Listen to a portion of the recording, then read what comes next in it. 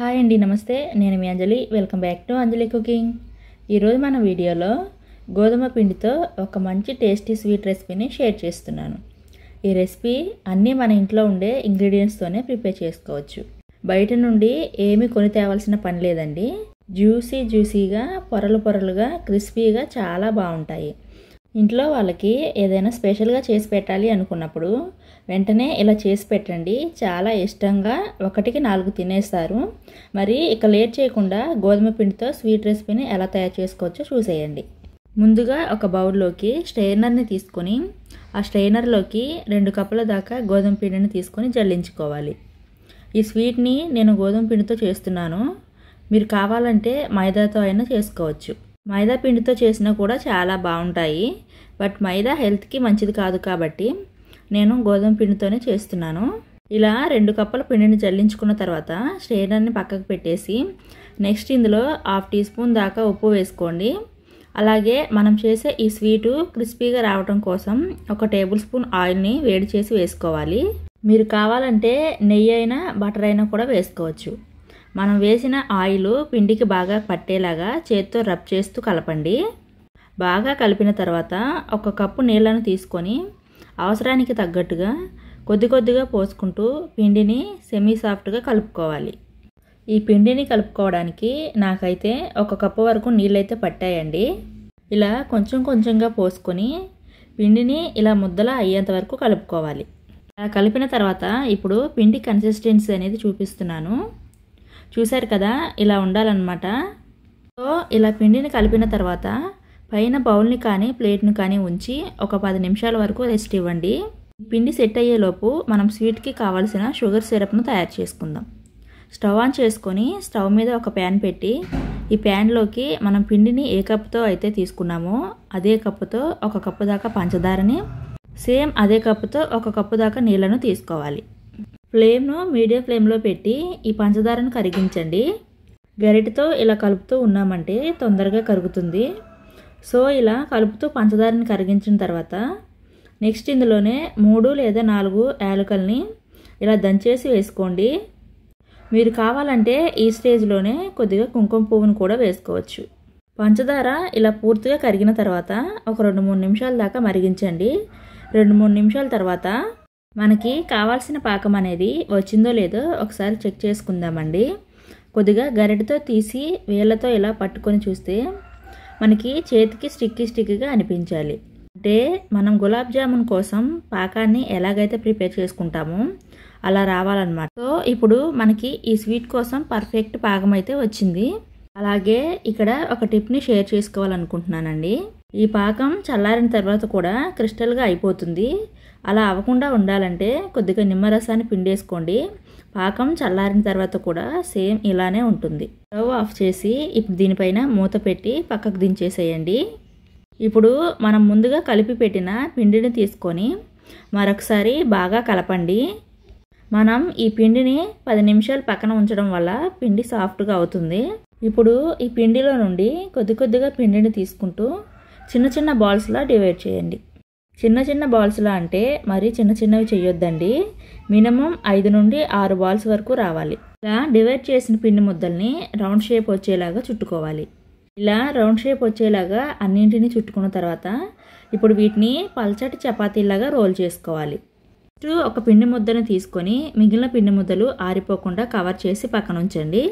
ఇప్పుడు చపాతీ పీట పైన కానీ లేదా ఇలా కిచెన్ టాప్ పైన కానీ కొద్దిగా పొడి పిండిని చల్లుకొని ముద్దను పెట్టి దానిపైన కూడా పిండిని చల్లుకొని చపాతీలా రోల్ చేసుకోవాలి. మందంగా రోల్ చేసుకోకూడదండి. అంటే మనం రెగ్యులర్గా చపాతీ పూరీకి రోల్ చేసుకుంటాం కదా, అలా రోల్ చేసుకోకూడదు. మనం ఎంత వీలైతే అంత పలచగా రోల్ చేసుకోవాలి. అప్పుడే మనం చేసే స్వీట్ అనేది పర్ఫెక్ట్గా వస్తుందన్నమాట.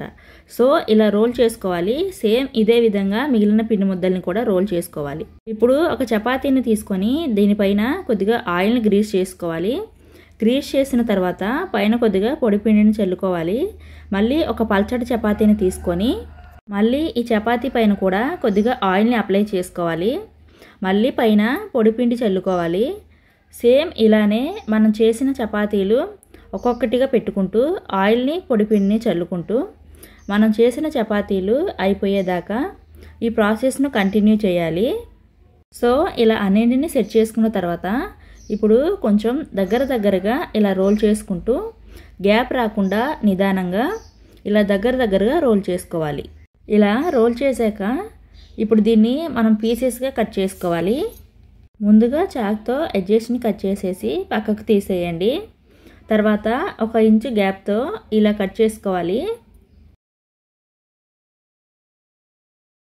సో ఇలా మొత్తాన్ని 1 ఇంచు గ్యాప్తో కట్ చేసిన తర్వాత మనం కట్ చేసిన ఒక్కొక్క పీస్ని తీసుకుంటూ ఇలా కొద్దిగా రౌండ్ షేప్ వచ్చేలాగా ఇలా చేసుకోండి. నెక్స్ట్ చపాతీ కర్రతో లైట్గా ప్రెస్ చేస్తూ చిన్న సైజు పూరీలాగా ఒత్తుకోవాలి. మరీ గట్టిగా రోల్ చేసుకోవద్దండి, లైట్గా ప్రెస్ చేస్తూ రోల్ చేయాలి. మరీ గట్టిగా ప్రెస్ చేసామంటే పొరలు అనేవి పోతాయన్నమాట. సో జాగ్రత్తగా రోల్ చేసుకోవాలి. సేమ్ ఇదే విధంగా మనం కట్ చేసిన పీసెస్ అన్నింటినీ ప్రిపేర్ చేసుకోవాలి. చూసారు కదా, ఈ విధంగా అన్నింటినీ ప్రెస్ చేసుకొని ఇలా అన్నింటినీ ఒక ప్లేట్లోకి తీసుకోవాలి. ఇలా అన్నింటినీ ఒక ప్లేట్లోకి తీసుకొని ఇప్పుడు వీటిని ఎలా ఫ్రై చేసుకోవాలో చూపిస్తాను. ఇప్పుడు వీటిని ఫ్రై చేసుకోవడం కోసం నేను ఇక్కడ ముందుగానే స్టవ్ మీద డీప్ ఫ్రైకి సరిపడా ఆయిల్ని పెట్టి వేడి చేసుకున్నాను. ఆయిల్ వేడయ్యాక మనం తయారు చేసిన పీసెస్ని వేసి ఫ్రై చేసుకోవాలి. మరీ ఎక్కువగా వేయకండి, 5 లేదా 6 మాత్రమే వేసి ఫ్రై చేయండి. అటు ఇటు తిప్పుకుంటూ రెండు వైపులా ఈవెన్గా మంచి కలర్ వచ్చి క్రిస్పీగా అయ్యేంత వరకు ఫ్రై చేసుకోవాలి. అలా ఎప్పుడైతే బ్రౌన్ కలర్లోకి వచ్చి క్రిస్పీగా అవుతాయో అప్పుడు వెంటనే ఆయిల్లో నుండి తీసి ఎక్స్ట్రా ఆయిల్ని డ్రైన్ చేసేసి ఒక ప్లేట్లోకి తీసుకోవాలి. సేమ్ ఇదే విధంగా మిగిలిన పీసెస్ని కూడా ఫ్రై చేసి తీసుకోవాలి. ఇప్పుడు మనం ప్రిపేర్ చేసి పక్కన ఉంచిన పాకాన్ని తీసుకోండి. ఒకవేళ ఈ పాకం చల్లారిందనుకోండి, మళ్ళీ వేడి చేసి తీసుకోండి. ఇప్పుడు ఒక్కొక్క పీస్ని పాకంలోకి వేసుకొని ఒక 2-3 నిమిషాలు అటు ఇటు పాకంలోనే తిప్పుకుంటూ పాకంలోనే ఉంచి పాకాన్ని బాగా పట్టించండి. పాకాన్ని బాగా పట్టించిన తర్వాత ఒక ప్లేట్లోకి తీసుకోండి. సేమ్ ఇలానే మిగిలిన పీసెస్ని కూడా పాకంలోకి తీసుకుంటూ పాకాన్ని బాగా పట్టించి ఒక ప్లేట్లోకి తీసుకోండి. మీరు ఈ స్వీట్ని సాఫ్ట్గా జ్యూసీగా తినాలి అనుకుంటే 4-5 నిమిషాలు పాకంలోనే ఉంచి పాకాన్ని బాగా పట్టించి తీసుకోండి. ఒకవేళ మీరు ఈ స్వీట్ని క్రిస్పీగా జ్యూసీగా తినాలి అనుకుంటే 2 లేదా 3 నిమిషాలు ఉంచితే సరిపోతుంది. సో ఇలా పాకాన్ని బాగా పట్టించి ఒక ప్లేట్లోకి తీసుకున్నారంటే ఎమ్మీగా జ్యూసీగా స్వీట్ అయితే రెడీ అయినట్టే. చూస్తుంటేనే నోరు ఊరిపోతుంది కదా.